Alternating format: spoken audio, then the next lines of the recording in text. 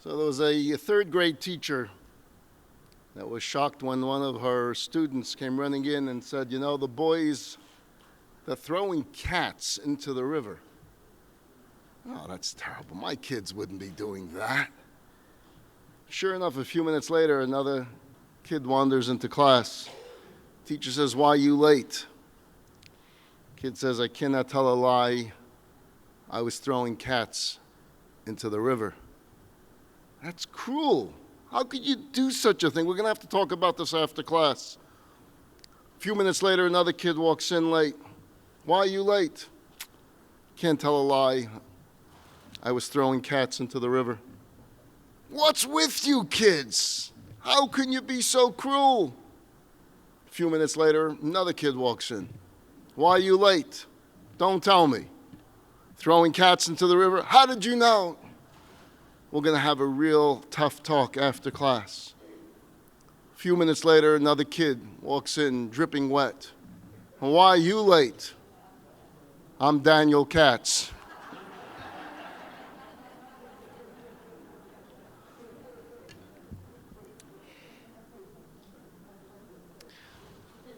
Every Shabbat, we read a weekly portion of the Torah. And in fact, every day of the week, we study a particular portion leading up to Shabbat. And we find ourselves now reading the book of Devarim, the book of Deuteronomy. I don't know if we're allowed to even say that we have a favorite of the 5 books of Moses, because every single book of the 5 books of Moses is critical and is essential to our lives. But the book of Devarim, the book of Deuteronomy, is so powerful. It's literally Moses talking directly to you. Moses knows he's about to pass away. He's been taking care of these Jews for 40 years, which is not an easy job. But he loves them, and he cares about them, and he cares about the mission. Now imagine you needed to write a speech that will not only carry this mission for this generation, but will somehow inspire generation after generation after generation until Mashiach comes. Every word of the book of Devarim is so powerful. You know, it's called Mishnah Torah, which is incorrectly translated the repetition of Torah. And the reason people think it means the repetition of Torah is because Moses is really going to give a summary of what took place the past 40 years. And so they say he's just repeating what was said. But that's an incorrect translation, because the book of Deuteronomy has information we do not find in the prior 4 books. The book of Deuteronomy has mitzvot that we don't find in the prior books. Mishnah Torah means this is the book to repeat every single day. It's the book that you need to continuously read over and over and over again. It's a very, very powerful message to each and every single one of us. So I encourage you to take the time to study the book of Deuteronomy. And as we go through this book, we cannot help but be overcome at times with a sense of sadness by the fact that Moses would be leaving the world without realizing his life's greatest hope and dream.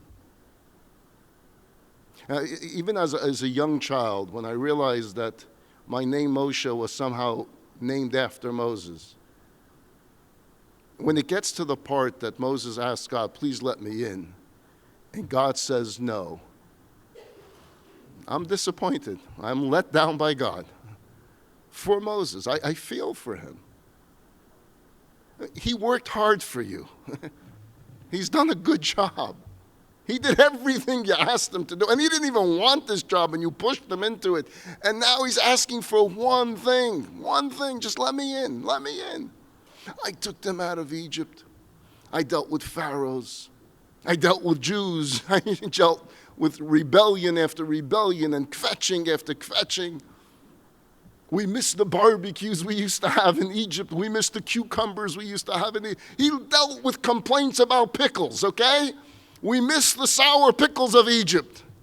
And he had to deal with all of this for 40 years and rebellions of Korach. One thing, can I go in? And God says no. And all because of one mistake. And I mean, really think about it. How big of a mistake was it? God said, speak to the rock, and he hit the rock. No, so a rock got a smack. And it wasn't as if, 40 years earlier, God told him to hit a rock. So he had the experience of hitting a rock, and it worked. So why not do it again? And it's an entire talk in itself, and perhaps next year we'll put it on the schedule, understanding that story. Why did Moses hit the rock if God said, speak to the rock? And there's so much, there's a wealth of information, but I won't get into that now because we're limited to maybe 47 more minutes before Rabbi Epstein comes in and flashes his card at me.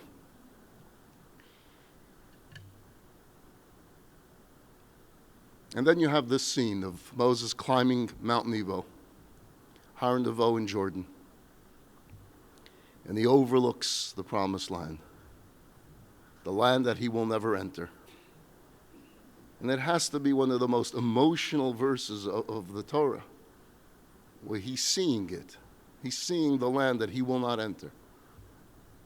Has anyone in this room been to Jordan, to Har Nevo? Anyone else? One?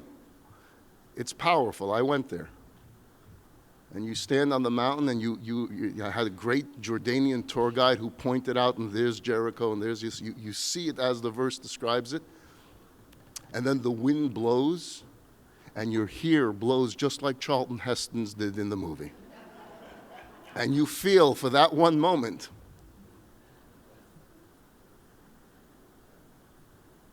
This must have been one of the greatest setbacks and disappointments in Moses' life. And it wasn't the only one. By this time, his closest friends and confidants, including his brother Aaron, his sister Miriam, they've both passed on. It also became clear to Moses already that his two sons, Eliezer and Gershom, will not succeed him. You see, at least Aaron, when he was told to leave the world, he was able to take off his garments of the high priest and place it on his son. And the last vision of his life is to see his son dressed as the high priest. You can leave this world with that, seeing that your son will take you over. You're at peace. Moses doesn't get that either. His brother has passed away. His sister has passed away. His sons will not succeed him. Joshua will succeed him. And he's looking at the promised land that he worked so hard to bring the people to, and he will not enter. So how does Moses deal with all these disappointments? After all the pleading and all the praying, once it becomes absolutely clear that God will not change his mind, because at first Moses thinks, you know what, I've gotten God to change his mind before, maybe this time too. V'eschanan al Hashem, I pleaded with God. And God says, not this time. So how does Moses react to this discovery of this drastically new trajectory in his life? It will not end the way he thought it will end. He believed that he will see Jerusalem. It's not going to happen. And the answer is that Moses reinvents himself. Again, at this age, at this point in his life, with literally weeks to go before the end, he reinvents himself. He uncovers new levels, new layers of potential within himself. And you feel it and you sense it in the book of Devarim, in the book of Deuteronomy, that Moses himself has changed, that Moses himself has become so much more passionate in the final days of his life. And he delves into this emotion in the book of Devarim. And he talks about the philosophy of following God and the mission of following God and what we need to accomplish as a Jewish people. And he speaks with this love for Israel, this love for God, and the love that Israel needs to show God. So many of the most powerful verses of the Torah come from this plea, from this literally poetry of Moshe Rabbeinu. And he does so by reviewing the past 40 years and putting this I wouldn't want to use the word spin, because spin kind of implies that he's covering up for things. But he really builds it for us to have a clear understanding as to what took place with the golden calf and what took place with the spies, what was really going on behind the scenes. In this book, Moshe becomes Moshe Rabbeinu. He becomes our teacher forever. He becomes the person that speaks to us every single day. You might say that in the last months of Moshe's life, Moshe climbed a second mountain. He found a new voice, and he found a new purpose. He was now going to teach future generations for all eternity. He provided insights not only to the people of that generation, but for all generations to come. He made all of us his disciples, and we have been his disciples ever since. It was perhaps atop that second mountain that he achieved his greatest legacy of all. My friends, the truth is that we're all hit with these crossroads in our lives when we suddenly face new circumstances and new challenges and new realizations in our lives.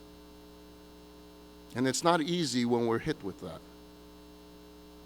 Sometimes we run away from it. Sometimes we can't handle it. Sometimes we try to ignore it. But perhaps what Moshe is teaching us is that we can do something else altogether, and that is embrace it. We can make a conscious decision to climb that second mountain in our lives. And guess what? You may very well find that it's on the peak of that second mountain that your greatest treasures will be found. Some of you may recall the name of Stephen Sotloff. Stephen Sotloff was an American-Israeli journalist who in the year 2013 was kidnapped in Syria and held captive by ISIS for 13 months until he was brutally executed in one of those gruesome beheading videos. In a letter smuggled out by his former cellmate, Stephen Sotloff put down on paper some of the thoughts he wanted conveyed to his family. And a cousin read these words at a funeral attended by thousands of people in Florida. And this one line jumped out. Stephen Sotloff writes, "Live your life to the fullest. Everyone has two lives. The second one begins when you realize that you only have one." That's so powerful to think about. When you realize you have one life, that's when your second life begins.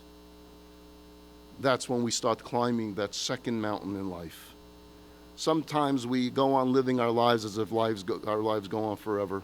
But there comes that point where we wake up and we realize that we only have one shot at this.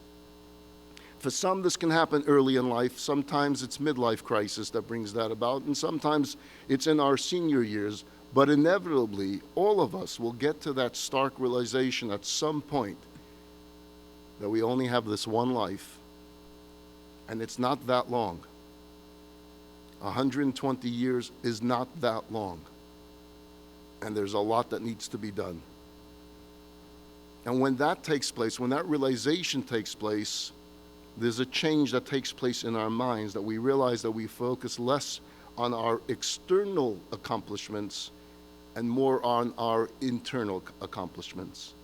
Or I would say less on the resume and more on the legacy. Not so much of what I have accomplished career-wise, but more what I've accomplished in this world and what I'll be leaving behind in this world and what legacy I've left behind.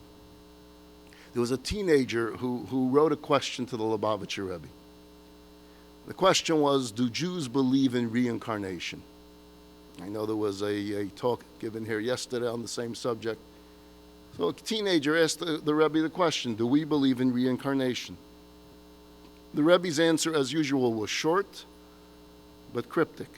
This is what the Rebbe wrote. Yes, we do believe in reincarnation.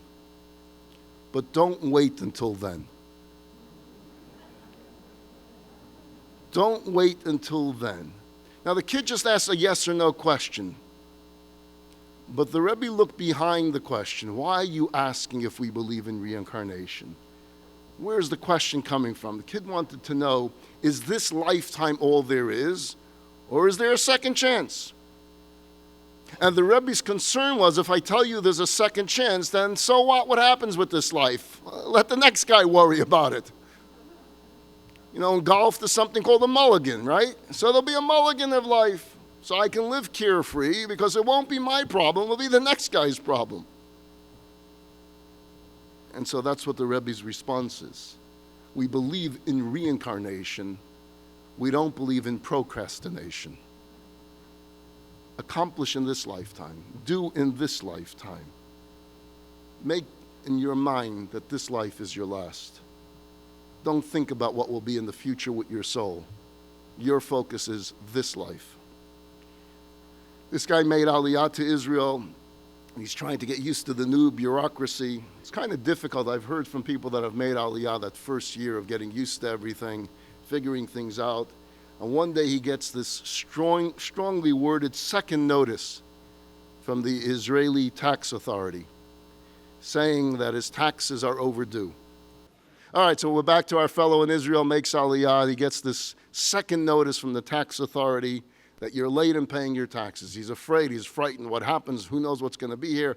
Is the IRS in Israel similar to the IRS in the United States? So he runs down to the office right away and he begins to apologize. I'm so sorry that I overlooked the first notice. I don't know what must have happened to it. I don't know. And the tax collector smiles and says, oh, don't worry about it. Here in Israel, we don't send out first notices. We go right to the second notice. That seems to get everyone's attention a lot more. So we need to live our lives as if we're on second notice. As Americans, we place this premium on pursuit of happiness, as well as we should. But the irony is that you don't usually find happiness when you pursue it. It was John Lennon that said that life happens while you're busy making other plans. Well, let's do a little change on that. Happiness happens when you're busy pursuing something else. And that something else is finding meaning in life.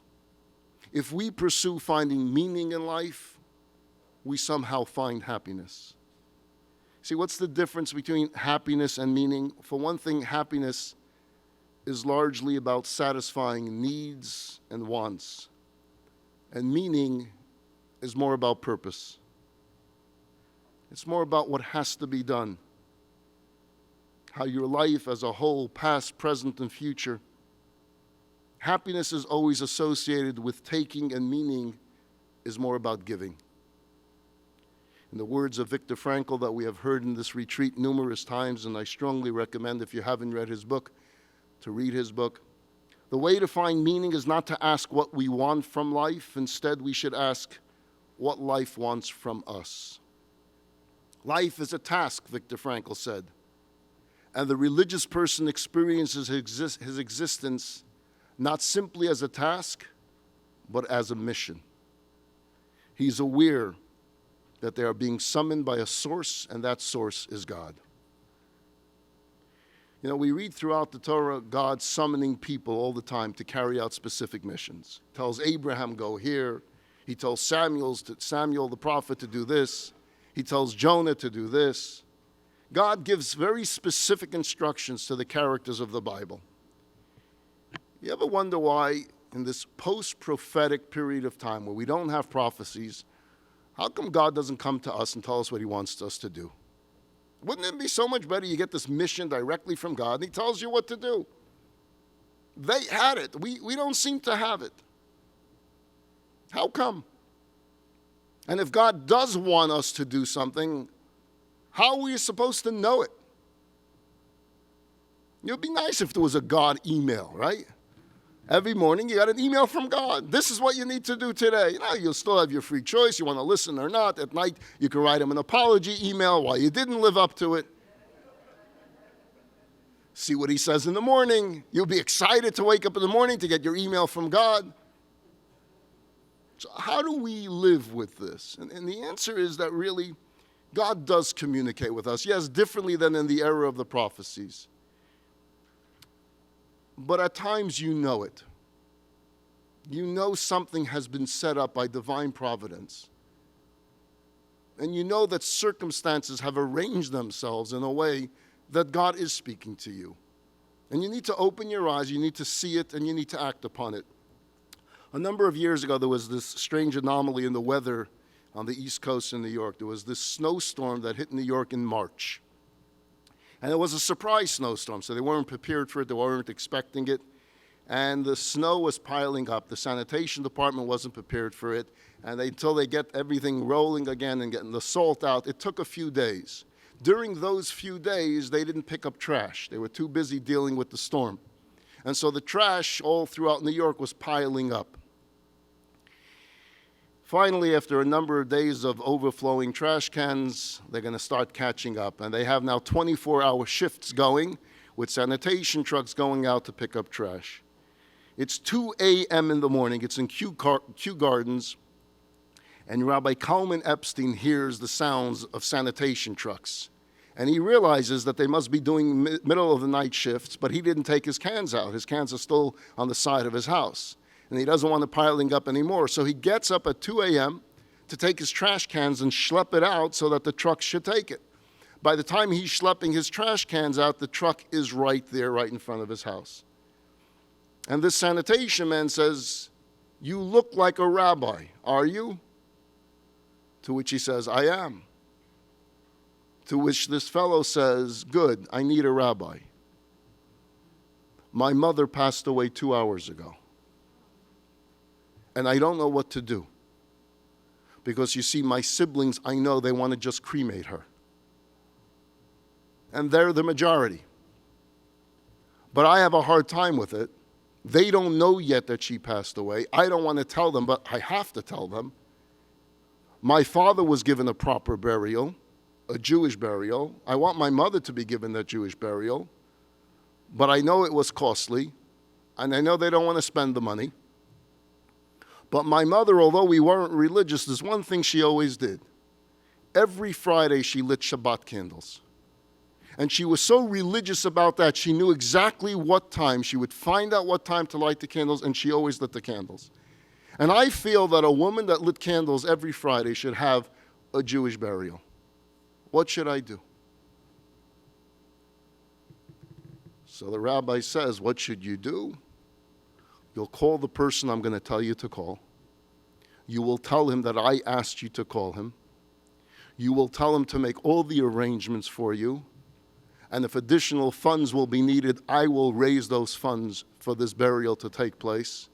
And when everything is arranged, that's when you'll call your siblings. And you'll say that everything is arranged and you don't need to worry about any funding. And this is what time the funeral will be. He gets a call the next day from this fellow whose name was Theater, but for whatever reason, the fellow, other sanitation people called him by a nickname, Pip. And Pip says, "Rabbi, it worked perfectly. The friend that you told me to call, he's handling everything. Everything is taken care of. In fact, I called my siblings just before I called you, and they're fine. As long as it's all taken care of, they're fine with it. And my mother's going to have a Jewish burial, thanks to you. And I know this is a hard question to ask, but I'm going to ask it anyway because you've been so kind to me. The funeral will take place 2 o'clock this afternoon. I don't know any rabbi in the world. You're the only rabbi I know, and I know it's just a few hours that we know each other.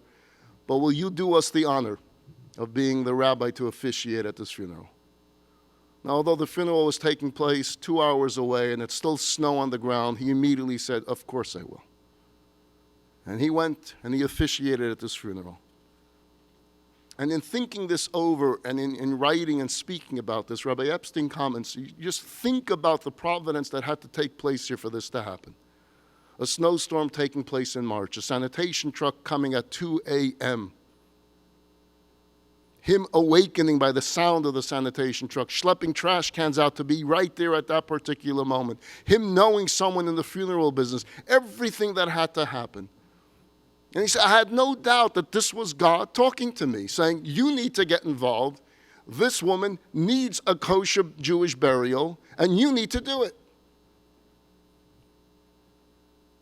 The next week, when the trash cans were, the sanitation trucks were coming around, he went out to see his friend Pip that he now knew quite well. But Pip wasn't there. So he asked the other fellows, where's Pip? They said, Pip, who's Pip? The guy that was here last week. He said, oh, he's never on this shift. He's always in a different neighborhood. That night, everything got switched around. So it was only that particular night that he was going to be on that particular block at that precise moment. Is it the prophecies of the old of God speaking to Samuel, God speaking to Jonah?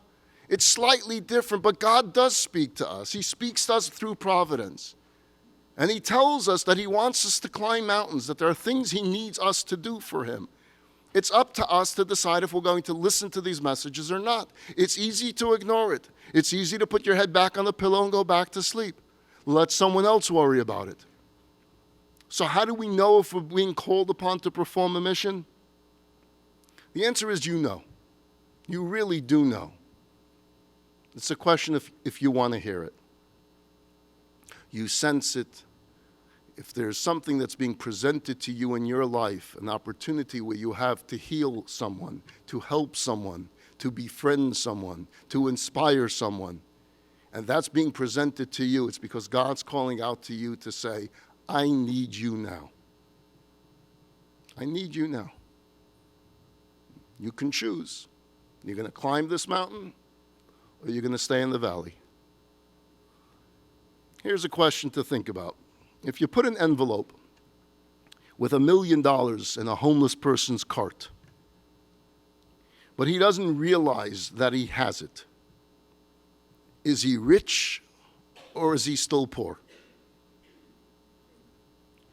Likewise, if you have thousands of gifts, of talents, and of blessings in your life, but you're too busy and you're too distracted or too depressed to pay attention to it, do you or do you not have those gifts? Well, technically speaking, the homeless person with $1 million is rich. He owns $1 million. But if he doesn't know that that envelope is there, of what good is his richness? He doesn't know he has $1 million. Well, the same is true with us. Each and every single one of us have these gifts from God, have these talents from God, unique gifts that God gave us, and each and every single human being has those unique gifts. If you don't find them, if you don't bring them out, then this blessing can stay with you for 120 years and you never knew you had it. We have to look for those gifts, and at times God uses providence to bring those gifts out to the open for us to see. And likewise, the same is with our children. It's to find the gifts in their lives and the gifts in our grandchildren's lives and bring them out from the potential form to the reality form. And sometimes it's not just our own children, but it's other people's children. There are teenagers that need mentoring. If you have the ability to mentor someone, do so. If you have the ability to find someone a job, do so. If you have the ability to find someone a shidduch, do so. Be there for others. Have an impact in this world and have an impact on other people's lives. That's the mountain that we need to climb. That's what Moses realizes, that he has to affect not just this generation, but he has to now affect all future generations. That was his second mountain. What's your second mountain? Years ago, there was this 13-year-old boy in yeshiva in Israel. His name was Ovadia. He was a brilliant student. And his teacher, his name was Rabbi Ezra Atiyah. Loved this kid. The kid was smart. The kid was kind. The kid was sweet. And a day goes, and Ovadia doesn't show up in school. Okay, that happens. A second day, Ovadia doesn't show up. A third day, a week goes by, Ovadia's not coming to school. Rabbi Atiyah is quite concerned. So he makes his way over to the house, and he notices it's a rather quite poor-looking house. He knocks on the door. Ovadia's father answers the door and sees Rabbi Atiyah, and he says, to what do I owe this honor of you coming to our home? And he says, I'm concerned. I haven't seen Ovadia in class for the whole week. What's going on? Is he not well? So he says, no, he's well. I'll be honest with you. I have this little grocery store. That's our source of income. And I can't afford hired help anymore. And so I told Ovadia he's going to have to drop out of school to help me in the store. And because I need free help. And no one else will do it. I need someone to help stock the shelves. So Rabbi Atiyah says, come on, he's 13 years old. He's learning so well. You can't take him out of school for this. He says, I have no choice. I have to. He says, but I want him back in class. I'm sorry. And he's able to see that Ovadia is listening to the conversation, and he's hoping that perhaps Rabbi Atiyah could convince his father to let him back in school, and rather saddened to see that his father won that argument. The next day, Ovadia's father shows up in his grocery store, and he expects to see his son there stocking the shelves, but his son is not there. Where did Ovadia go? And then he sees Rabbi Atiyah in his store with an apron on. What are you doing here? He says, well, you said that free help is hard to find. I found someone that's willing to work in your store for free. So I came this morning and I sent Ovadia to school where he belongs. I'm your new helper. I'll work in your store. Your boy goes to school. He says, you can't. You're Rabbi Atiyah. You can't be here. I will be here so long as it takes. But Ovadia is going to school. And somehow he found the ability to hire some cheap help. Rabbi Atiyah went back to school to teach Ovadia. Ladies and gentlemen, this boy Ovadia grew up to become none other than Chacham Ovadia Yosef, the former Sephardic chief rabbi of Israel. You never know the potential in someone. You never know your role that you need to play, whether it's your own child or someone else's child. We need to take stock and scrutinize our values and our priorities and remind ourselves that we only have this one life to live, and we have to make this day count. They tell a story about Albert Einstein. He was once traveling from Princeton on a train, and the conductor's coming down the aisle, checking everyone's ticket. That's the way they used to do it. And he comes to Albert Einstein, and the professor looks in his vest pocket, can't find a ticket. He checks his pants pocket, can't find a ticket. He checks everywhere, he can't find a ticket. He gets down on the floor, he can't find a ticket. So the conductor says, look, Mr. Einstein, everyone knows who you are. You don't have to worry about the ticket. It's okay. I know who you are. And he continues on. And as he's finishing the car, going to the next car, he turns around and he sees Albert Einstein is still on the floor looking for the ticket. So he comes back to him and he says, I told you, it's not a problem. You don't have to worry, Mr. Einstein. It's okay. To which Einstein replied, young man, I too know who I am. What I don't know is where I'm going.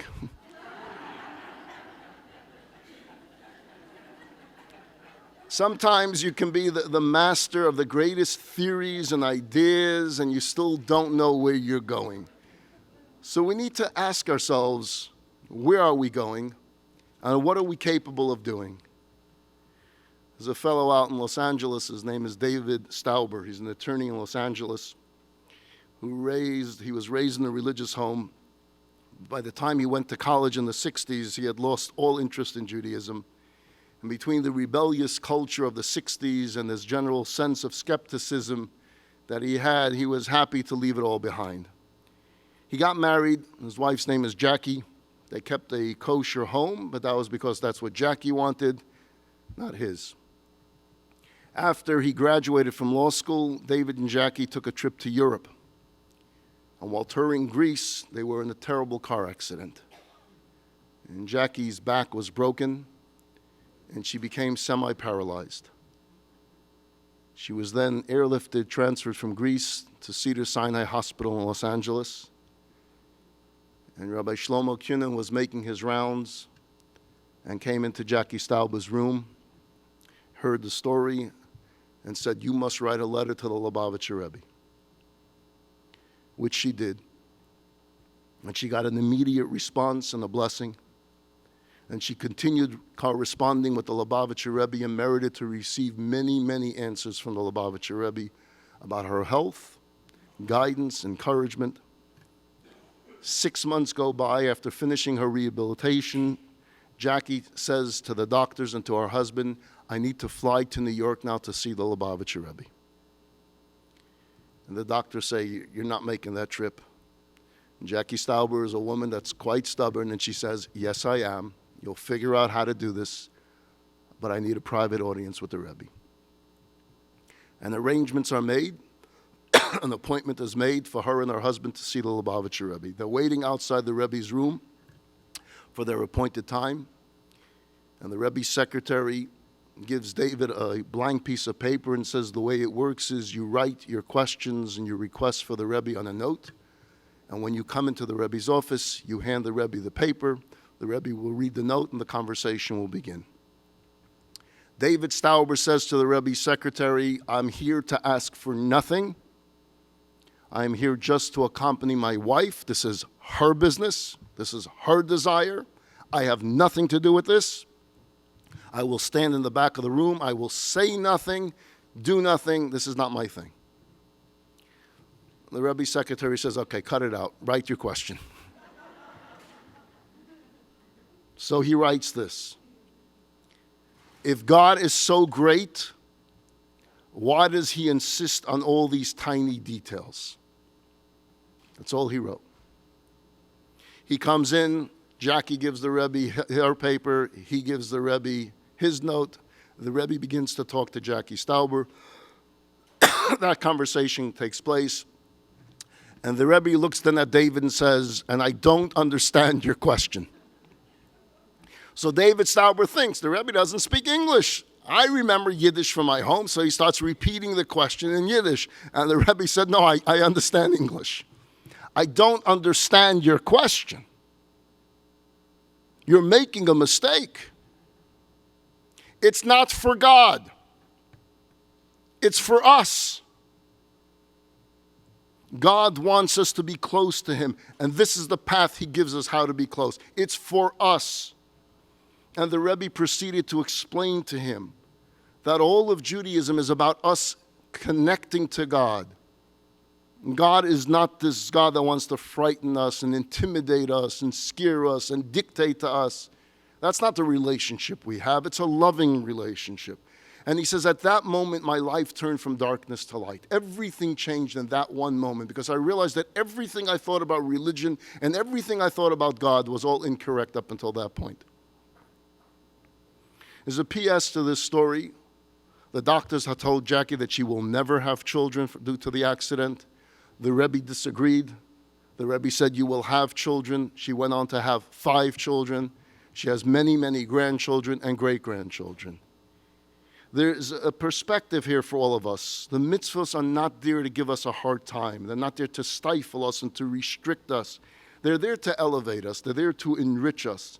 The mitzvah is the physical embodiment of God's love for us and our love for him.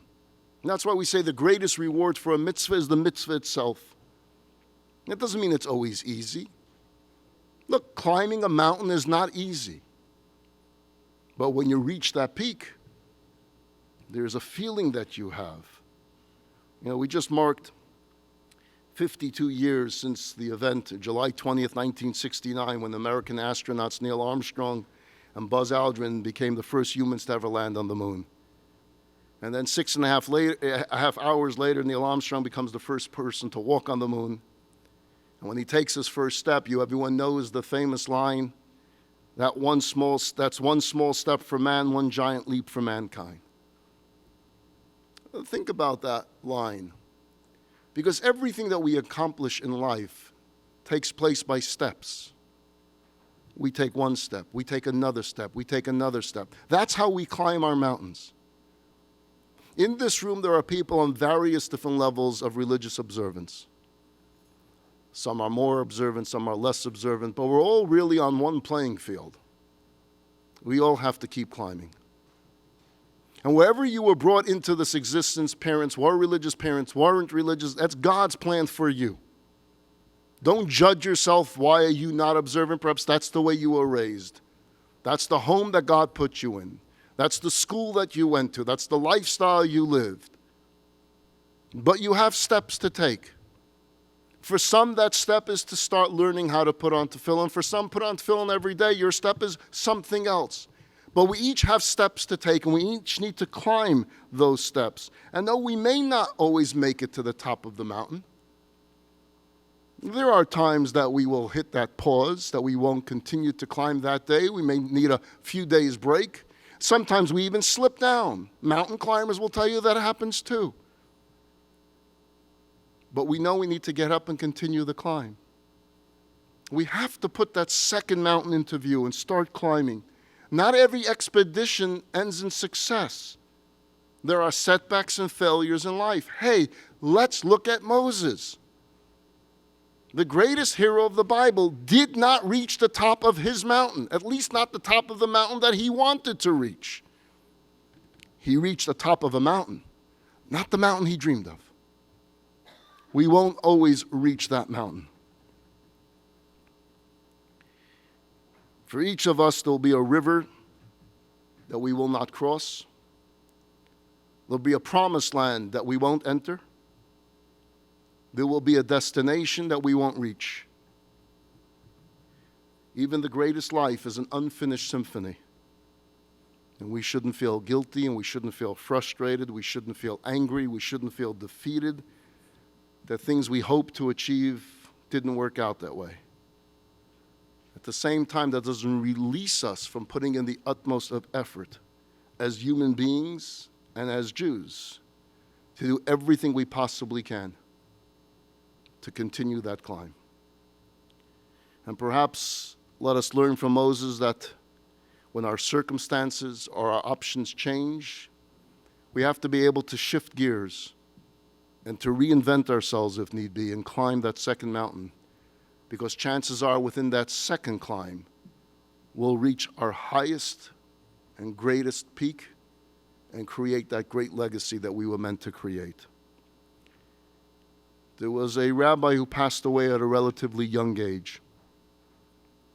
And his wife was beset by terrible grief until she found a small piece of paper of which her husband had written the following: "A long life is not good enough, but a good life is long enough."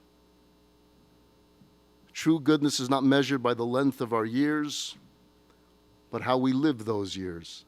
It's not about how much we amass, but how much we give. It's not about having more. It's about being more. Let me conclude with one final story. Actually, I always say that when you walk in, so you don't even have to hold up the sign. What you don't know is how long that lost story is, and that's what throws you off. But it's the last story. Have you picked up over 15 years that I always say that line when you walk in? This is about an American-born woman now living in Israel. She goes by the name of Emunah Ben Gera. You may have heard the story. It's made its rounds. Although she was raised totally secular, when she was in her 20s, she took a trip to India, which proved to be a turning point in her life. She visited her grandfather when she came back from India. She had a very close relationship with her grandpa. And she said, Grandpa Herbie was this salt of the earth. He was a U.S. Army veteran, tough guy. And she says, Grandpa, I met the man I'm going to marry. And Herbie says, in India? She says, yep. You're marrying an Indian? Nope. We met in India, but he's an Israeli. Israeli as in Jewish? Yep. In fact, his name is Moshe. And here's the kicker, Grandpa. We have decided that we're going to settle in Israel. And not only that, Gramps, we have decided to live a Torah-observant life. Emunah, she now changed her name. She was Evelyn. She changed her name to Emunah. And Moshe got married. They moved to Israel, made Aliyah. And they began to live their Torah-observant life. Although her family back in America was a little bit dubious of this change in life, they were respectful. They didn't put up a fight. They liked Moshe. They loved their daughter. A baby came around. They were even more happy. And when they would come to visit, they put up with all this, bringing their own pots and pans and plates. They were fine with it. At some point in one of the visits, Grandpa Herbie tells his granddaughter, I'd like to talk to you. I want to tell you something. I'm proud of you. I'm really proud of you. And for Amuna, this was the greatest thing she can hear because she loved her grandfather and she never knew how he was taking all of this. Did he think I was crazy? And I'm proud of you. And I'm going to tell you something else that even your father, my son, does not know. I grew up in Brooklyn, New York, in a religious home. And I went to Cheder. I learned Gemara. I studied the Talmud. And I couldn't stand it. I couldn't stand school. I couldn't stand the neighborhood. Couldn't stand the religious lifestyle. But I went, I did what I had to do. Everything was just cold. Everything was just dictated. You couldn't ask any questions. You couldn't say why. And so when I became a teenager and I had more freedom, I developed my own path. And I figured the path out of all of this is to join the army. And that's what I did. And I became built a career in the army. And I totally removed myself from Jewish practice. I never brought it up. My kids never even knew that I was raised this way. And now I see you. And I see your husband, Moshe. And I see your children. I see the way you're raising them. It's not the Judaism that I ran away from. It's beautiful. And it's warm. And it's loving. And it's passionate. And I'm proud of you. So she tries. She says, Grandpa, would you like to put on tefillin? He says, don't you dare push that on me. That's not where this conversation is going. Anyway, let's fast forward 3.5 years. Amuna and Moshe are now expecting their third child. Third child is due any day. And her father calls her and says, Grandpa's not well. You should talk to him now. And she gets on the phone and she hears her grandfather in a very weak voice. And her grandfather says, Evelyn, please pray for me. So she says, but Grandpa, you can pray too. God hears you. And despite his ill health, he shot back, don't you preach to me, young lady. And she backed off and she said, okay, I'll pray for you. And that night she wrote an email to her father asking her to please read this email to her grandfather. And this is what it said. Dear Grandpa, I want you to know that I love you and that you have been such a big influence in my life. Earlier today, you asked me not to preach to you. But will you please do just one little favor for your chutzpahdik granddaughter? Please say the Shema. Just once. Just once. I love you, Grandpa. Herb listened to the letter, asked his son to read it to him again and again and again, and then said, please get a rabbi. Find a rabbi to come. And the rabbi came to his bedside. He asked for everyone else to go out of the room. And after an hour or two with the rabbi left the room, and the rabbi was in tears himself. Later that week, Amuna gave birth to her third son in Jerusalem. And she called her grandpa to say Mazel Tov. He could no longer talk, but he clapped his hands. And the next day, he passed away at the age of 83. Amuna Ben Gera writes as follows. Every morning I take out my siddur and I turn the pages talking to God. And I turn page after page until in my siddur I turn to page 83. The age my grandfather was when he passed away. And in my siddur, page 83, is the page of the Shema. And as I say the words, I think of my grandfather and the nachas his soul is hopefully receiving from his grandchildren and great-grandchildren, and how the full circle has been closed. My friends, one of the many beautiful things about Judaism is that it's never too late. The door is always open. One can always come back home, even in the very last moments. But to paraphrase what the Rebbe said to that teenage boy, yes, there may be other chances, but don't wait until then. Let's do it now. Thank you very much.